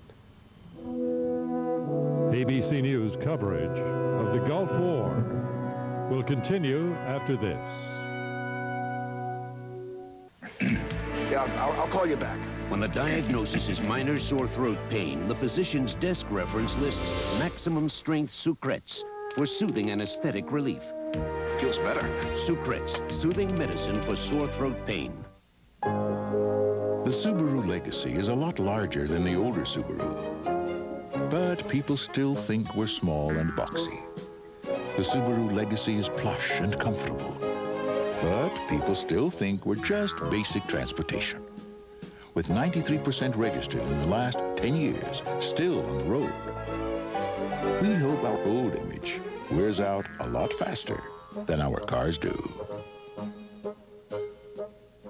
The Rape of Kuwait, the book filled with the cries of a terrorized nation. These are the stories of some who escaped. The Rape of Kuwait. Read it, and you'll know why we're there. How fast does Dristan nasal spray start working to clear up congestion? Wow, this Dristan sure starts to work fast. Dristan nasal spray starts to work in seconds. Seduction, betrayal, murder. Rolling Stone calls The Grifters a brilliant thriller, suspenseful and erotic. Who's conning who? The Grifters, rated R. Starts Friday, January 25th at a theater near you. And joining us now from Los Angeles is a former Israeli Air Force navigator, Colonel Yuri Dromi. Colonel Dromi, we've asked you to join us so that you can watch with us some of the video that has been compiled from this evening's events in Israel. And I think the best thing to do is just to start that video now. And maybe I can ask you some questions, and maybe you can explain what you think is happening. I mean, this sort of speaks for itself. Here is some of the aftermath of the attack. Can you tell anything from that shrapnel, from those large pieces of metal lying there? Well, as far as I can tell, these are pieces of the missile. We don't see enough there to assess what the actual damage was. But as far as I know, the damage was relatively marginal. A couple of single or two-story buildings were hit. As we see right now, the damage is very marginal. As we know from the number of casualties, thank God no loss of life, it justifies what we expected before, that when it comes to conventional warheads, these missiles are not so dangerous. But when it comes to other warheads, it's a different ballgame. Now, it has been said often, Colonel Dromi, that one of the reasons that, at least with conventional warheads, these missiles are so ineffective is that the Iraqis have modified the Scuds, that they have lightened the payload in order to lengthen the range of the missile. Could you talk about that for a moment? Well, it doesn't make much difference because finally this missile cannot really carry a lot of TNT, a lot of detonative stuff. And it was said that it can carry between, say, 400 to 1,000 pounds of TNT, which is much less than a regular bomb that an aircraft can carry. And an aircraft, as we know, can carry a couple of bombs. So here's probably the impact, the point of impact, where the missile have touched the ground and exploded. As we can see, there is this crater, but a couple of yards away from the crater, I don't see much damage. I also see some people laughing there. I hope they're laughing out of satisfaction that so few people were hurt. Let me just ask you this, Colonel Dromi. It doesn't make a whole lot of sense. What's the point, then, of these Scud missiles if they are as ineffective as you suggest and as ineffective as they appear to be? I mean, a certain amount of luck obviously is involved that a large number of people were not killed. I would assume if that Scud missile had fallen on a shopping center, let's say, a great many people would have been killed. Well, still, you don't decide war with these kind of missiles. We have the experience of World War II, where Great Britain was attacked ceaselessly by the Germans for years, not for one shot, and still prevailed and survived. What's the point? I don't know. What's the point of all this war initiated by Saddam Hussein? I don't know. You know, probably not talking on the same levels of rational thinking. Well, I suppose it would be totally rational if indeed the state of Israel decides to respond. You're no longer in the Air Force, right? Right. I retired last year. All right, so you can speculate with the best or the least of us. You know your government and you know your former military comrades there. Israel almost never sustains any kind of military action, be it a terrorist action or a military action initiated by another state, without responding. Can you, in fact, think of a single instance where the state of Israel has not responded? Well, I can recall some incident before the Six-Day War when some bomb or a hand grenade exploded in Jerusalem, and then the Prime Minister of Israel, Levi Eshkol, said, the notebook is open and the hand is writing, meaning we will respond and will retaliate, but at our own choosing, at the timing that we wish, and the way and the tactics. I think that's the core of what comes out of what Deputy Foreign Minister Netanyahu said, and also the Chief of Staff. They both said, of course, Israel has the right to retaliate. I think it's justifiable. I think it's justifiable. It's necessary even for the benefit of the long-range relations between Arabs and Israelis, that all the Arabs who entertain these kind of thoughts about that you can deal with Israel with means of force should know better, and should rather adopt the example of the late President Sadat, who said enough with this. So I would say yes, Israel can retaliate. I don't know if it will. Ted, we had enough speculations lately. I think we had too few hard facts around.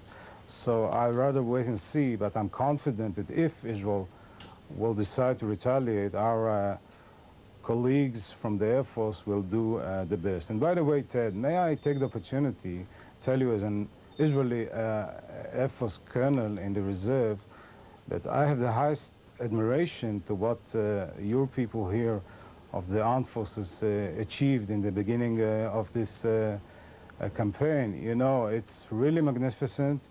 I wasn't surprised by this. I was surprised by the very small ratio of casualties. I think all the compliments should go to the people who developed the weapon systems, who maintained the aircraft, the people who planned this so complicated battle plan, and of course the people who flew it. I'm impressed. All right. Well, Colonel Dromi, as you know, sometimes there are tensions between the U.S. government and the Israeli government, but I know that the level of esteem that the U.S. military has for the Israeli military is such that that kind of compliment, I'm sure, will be appreciated. There is some late video that has just come in now from Tel Aviv, a couple of minutes of video. Let's just take a look at that. In a neighborhood where a missile came down, but it didn't explode, thanks God. And it fell apart into a few parts.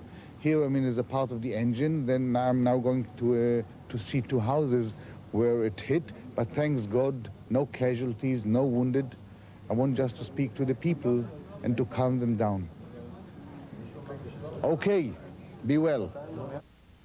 That was the mayor of Tel Aviv, as you just saw, and here now is some late video that's just come in with some shots of, there is some really minimal damage, I guess, that was caused to one of the houses. The point here being, however, that this Scud missile, or at least pieces of the shrapnel, apparently hit what is clearly a residential area of Tel Aviv.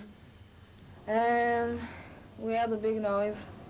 2 minutes after we get to the closed room, there was a small noise, and after that a big one, and we heard crash glasses, crash windows.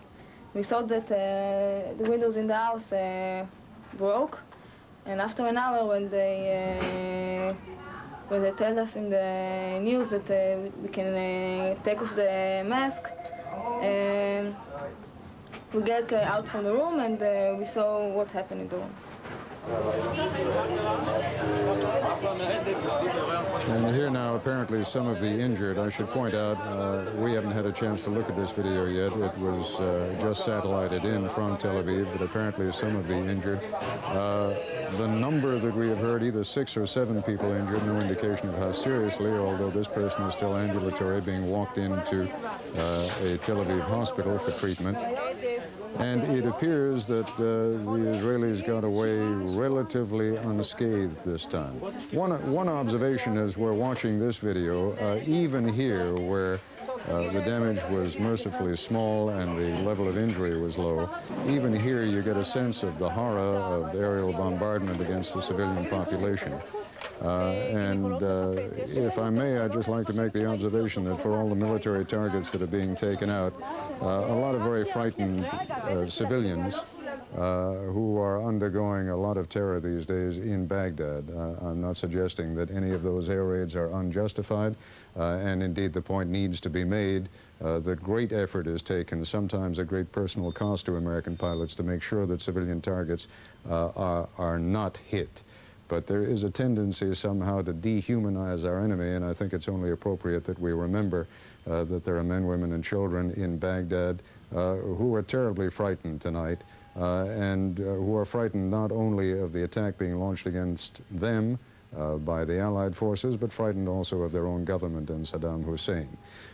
We must always be careful not to confuse them with the enemy. Still standing by in Tel Aviv or in Jerusalem now is Dean Reynolds. Dean, any late information?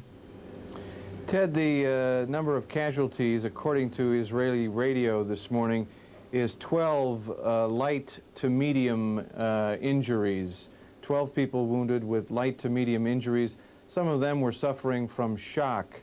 You can see from the videotape that the damage was light, although the area that was hit by at least one of the missiles was an older area where the buildings were not terribly well fortified. And if you've seen some of the stuff that I have seen, it is very fortunate for the Israelis that there weren't more serious injuries. I should point out, Ted, that today is Friday, the Muslim Sabbath, and the Palestinians on the West Bank are under curfew, as well as those in Gaza are under curfew. The first soundings that we have from those areas today is that this missile attack by the Iraqis, as you pointed out earlier, will probably turn Saddam Hussein into a mythic hero among the Palestinians.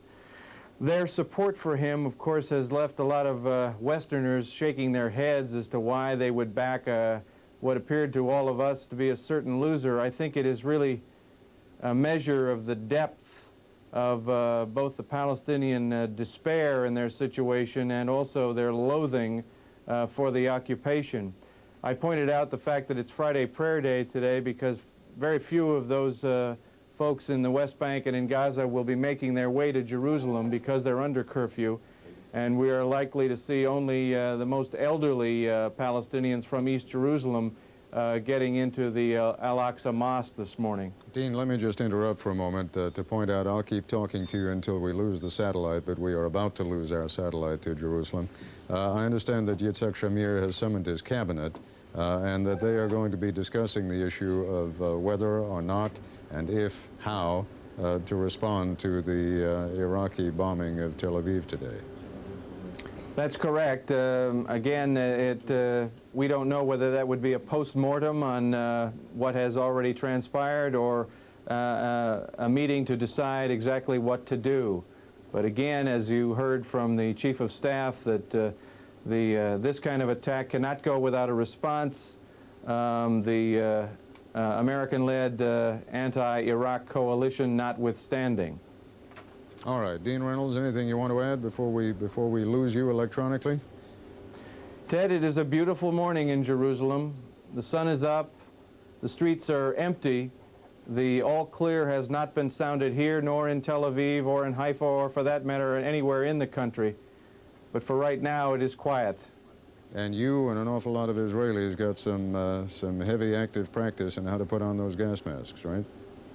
That's right. That was one of the eerier experiences of my life, to go into a room with your friends donning gas masks, thinking the unthinkable is actually underway. It focuses the mind, doesn't it? It does indeed, Ted. All right, Dean Reynolds, thanks very much for your help throughout the evening, and we'll be talking to you, I'm sure, later in our day and later in yours, too. Thanks very much.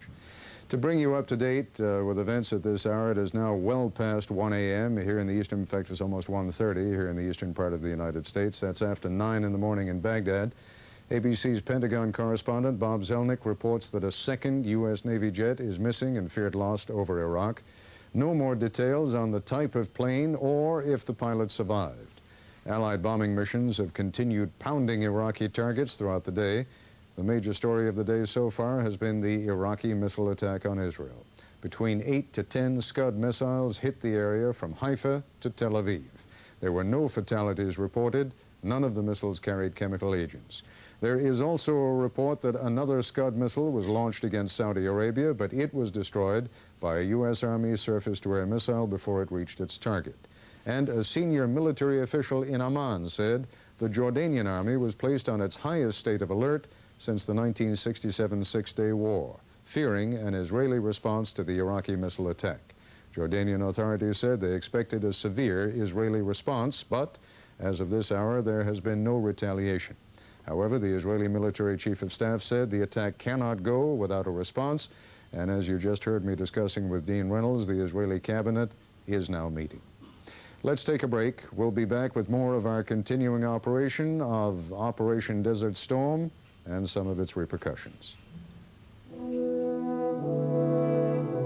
ABC News coverage of the Gulf War will continue after these messages. Now learn to read with Hooked on Phonics.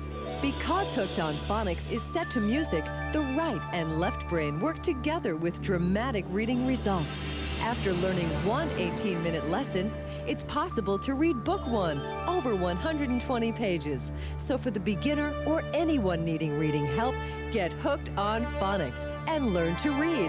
Call 1-800-ABCDEFG, 1-800-ABCDEFG. Know where I am? I'm at one of the finest resorts in the world. I love it because everything is right here. I can relax in the sun, eat marvelous food, enjoy a room with an ocean view. There's fabulous entertainment, friendly service, and it's all included in the price. But what makes this resort really fun is that it takes me to some of the world's other great vacation spots. Take a 3, 4, or 7-day fun ship vacation on Carnival, the most popular cruise line in the world.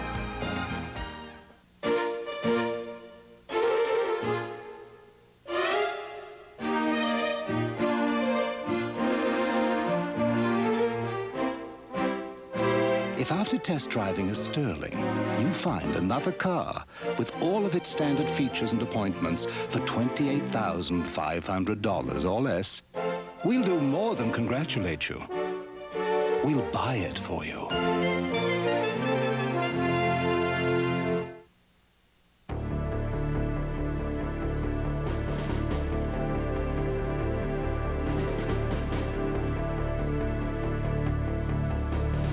ABC News coverage of the Gulf War continues.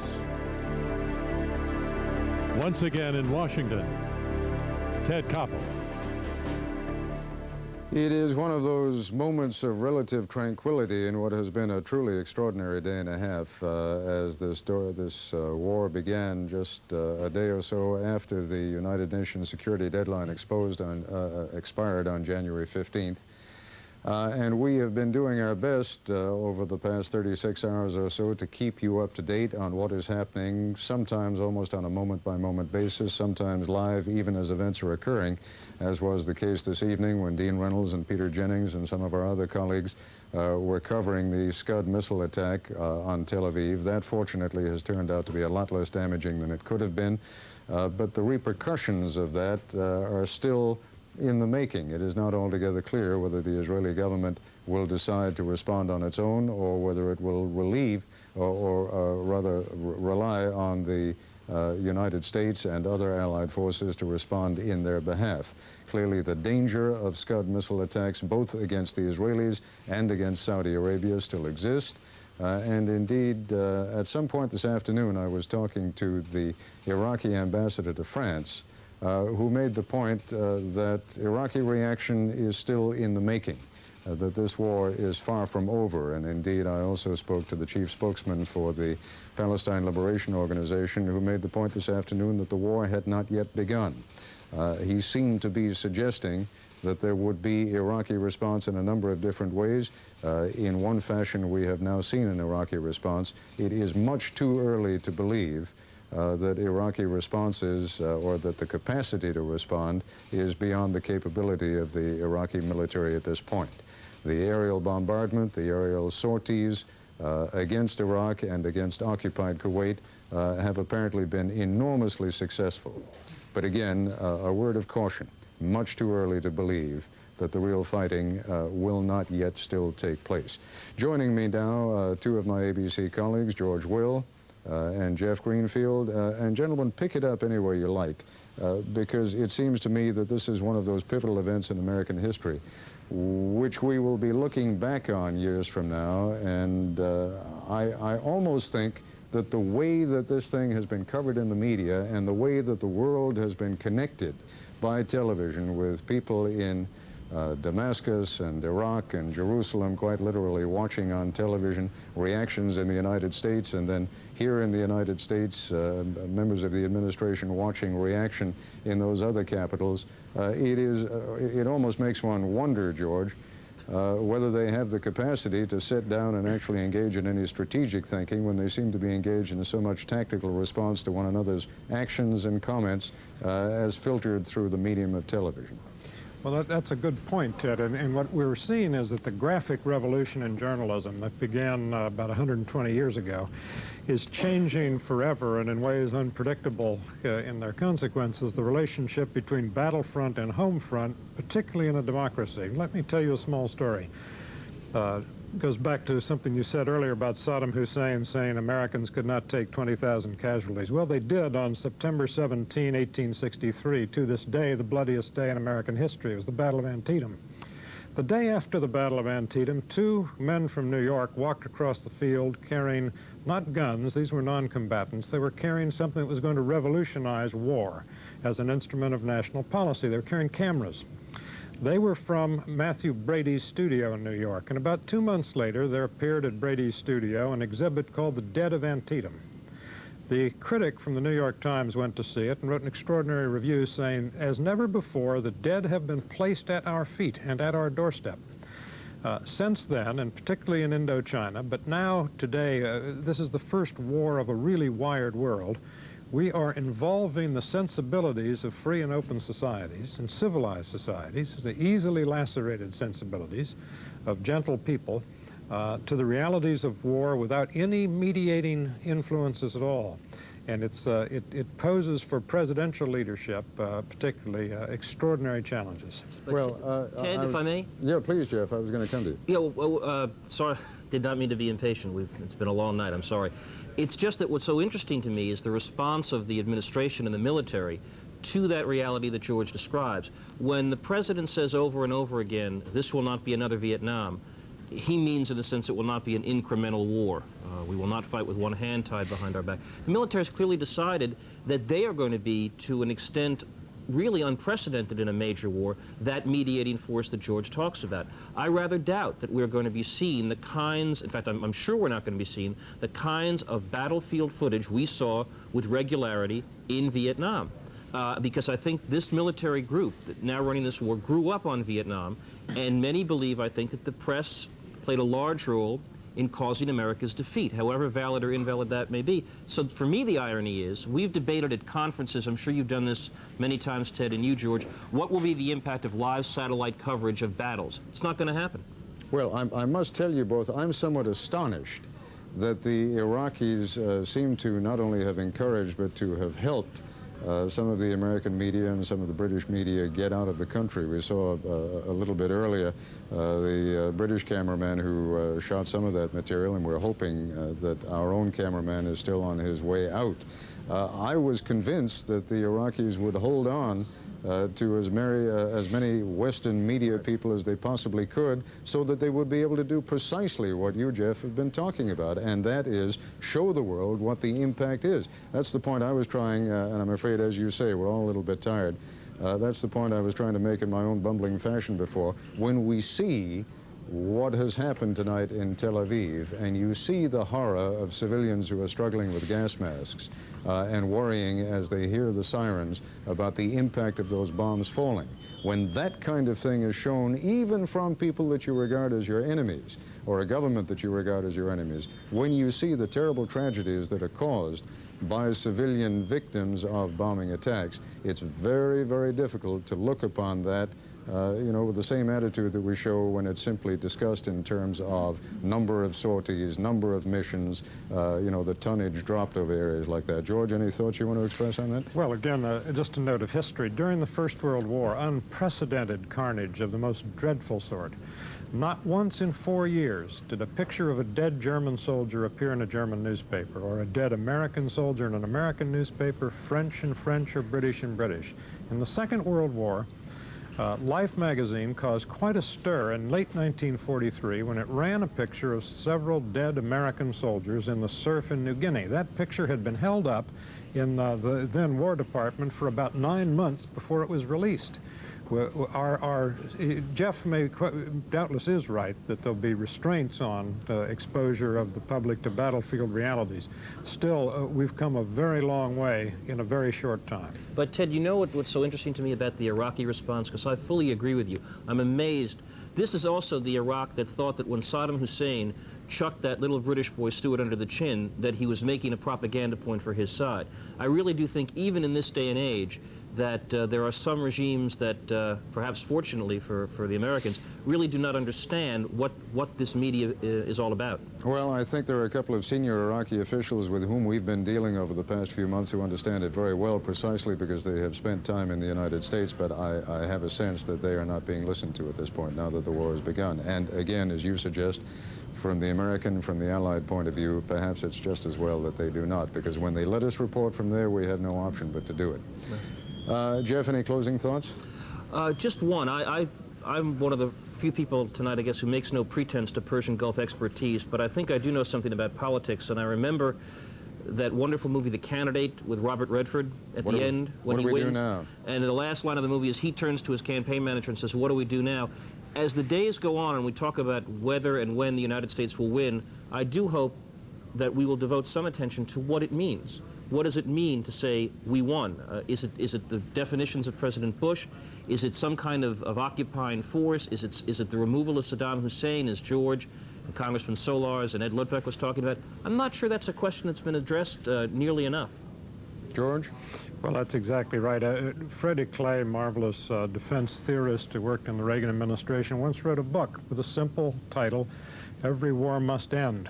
Something people don't often think about. When Yamamoto was told by the Japanese War Cabinet to bomb Pearl Harbor, he says, "Fine, I can do it. I can sink their fleet, and I will run wild in the Pacific for 6 months. Then what?" Well, then you'd enraged a continental industrial power, and no good came of it for Japan.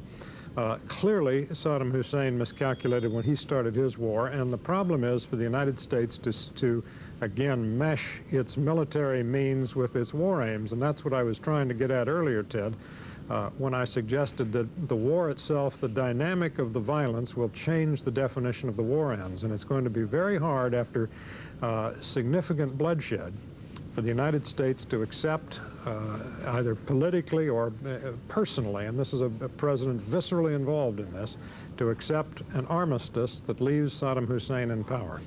There are so many unpredictables, so many imponderables. George and Jeff, thank you very much.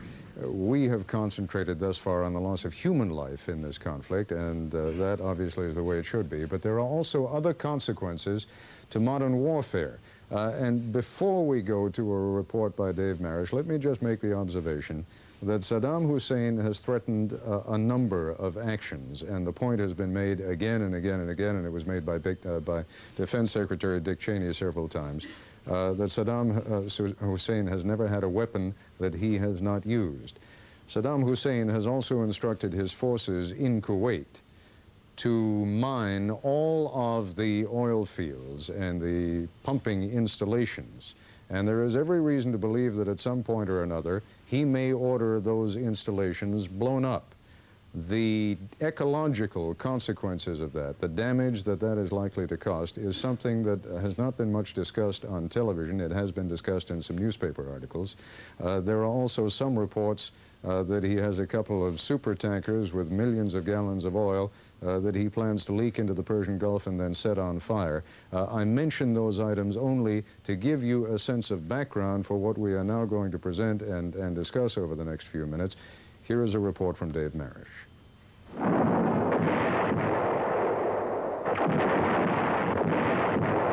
War has always been hell, but modern war has extended the hellishness through space and time well beyond the battlefield.